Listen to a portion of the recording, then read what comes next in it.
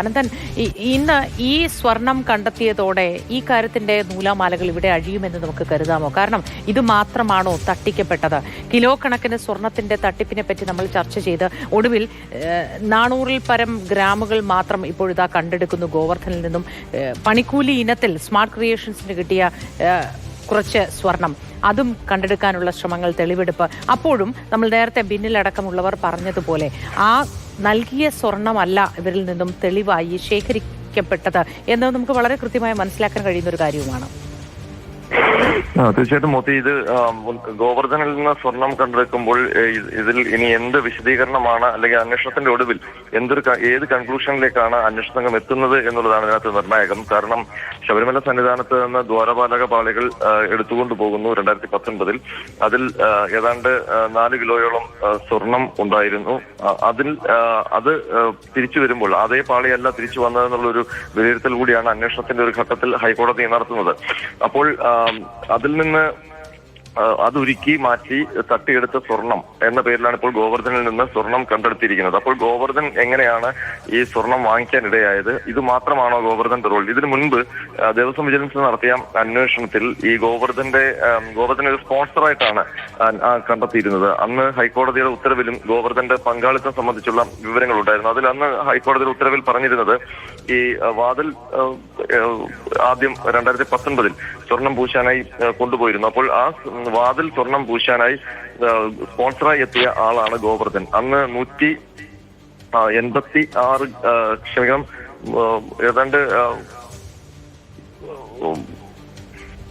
4/3/2019 ഗോവർദ്ധന് ഈ gold plate ചെയ്ത ശ്രീകോവിൽ ഡോർ കൈമാറുന്നത് സ്മാർട്ട് ക്രിയേഷൻസ്. അന്ന് സ്പോൺസറായിരുന്നത് ഈ ഗോവർദ്ധനാണ്.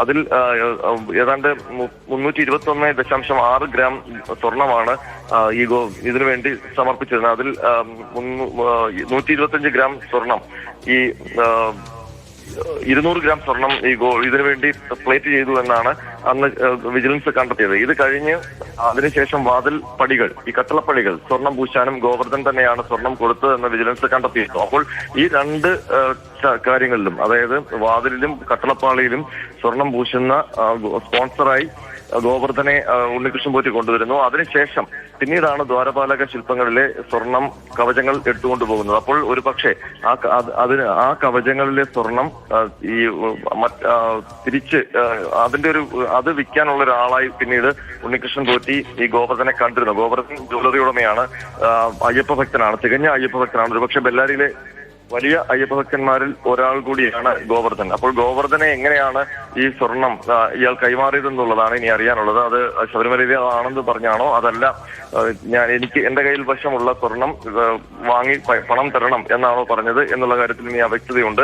ഏതായാലും ഗോവർദ്ധൻ ഇപ്പോഴും അയാൾ പറയുന്നത് അയാൾ പറ്റിക്കപ്പെട്ടു എന്നുള്ള നിലയിൽ തന്നെയാണ്. നമ്മൾ 2 പ്രാവശ്യവും ആദ്യം ഈ വിജിലൻസിന്റെ റിപ്പോർട്ടിലും ഹൈക്കോടതി ഉത്തരവിലും ഗോവർദ്ധന്റെ പേര് വന്നപ്പോൾ നമ്മൾ ആ ഗോവർദ്ധൻ റദ്ദാം ജ്വല്ലറിയുടെ ഗോവർദ്ധനാണ് എന്ന് കണ്ടെത്തുകയും അവിടെ നമ്മളുടെ റിപ്പോർട്ടർ ശ്രീധരൻ അവിടെ ബെല്ലാരിയിൽ പോവുകയും ചെയ്തിരുന്നു. അന്ന് ഗോവർദ്ധനെ കണ്ടപ്പോൾ ഗോവർദ്ധൻ പറഞ്ഞത് തന്നെ പറ്റിച്ചു എന്നാണ്.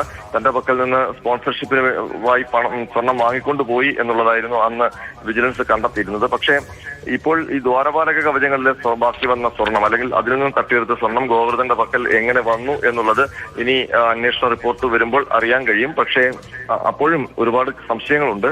അതിൽ അന്ന് എത്ര രൂപ ഉണ്ണികൃഷ്ണൻ പോറ്റിക്ക് അതിൽ നിന്ന് ലാഭം കിട്ടി എന്നുള്ളത്, അത്രയും പണം മതിയോ ഈ വലിയ ഗൂഢസംഘത്തിന് ലാഭം നേടാൻ എന്നുള്ള കാര്യം, അങ്ങനെ ഒരുപാട് ചോദ്യങ്ങൾ ബാക്കിയാകുന്നു ഇപ്പോൾ.